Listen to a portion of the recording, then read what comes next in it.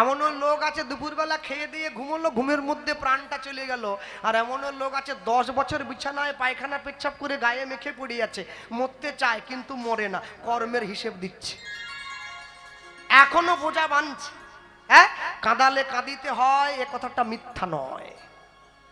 যে সমস্ত মায়েরা বসে আছো সবসময় মনে রাখবে, আজকে তুমি যে সংসারে স্ত্রী হয়ে এসেছো, তুমি তোমার শাশুড়ি মায়ের কাছ থেকে ভাতের থালাটা টান দিয়ে নিয়ে গেলে, মনে রাখবে তোমার 10 বছরের ছেলে পিছনে দাঁড়িয়ে দেখছে যে মা ঠাকুমার সামনে থেকে খাবারের থালাটা নিয়ে গেল।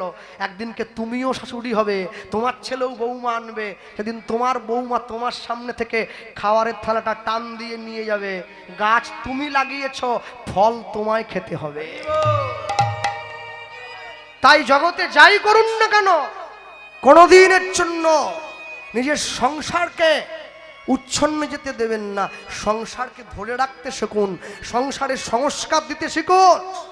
অবসর সময় ফালতু তর্কে না গিয়ে বাড়িতে বসে মায়েরা এক মুঠো করে চাল নিয়ে হরিনাম মহামন্ত্র বলে চালের দানাগুলো কৌটোর মধ্যে ভরে রাখুন।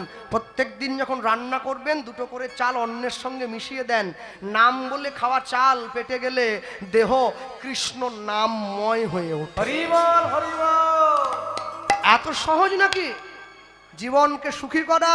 সবাই তো সুখী হতে চায়, কেউ সুখী হয় কেউ হয় না। জানি না লোকে যা বলে সত্যি কিনা, কপালে সবার নাকি সুখ সয় না।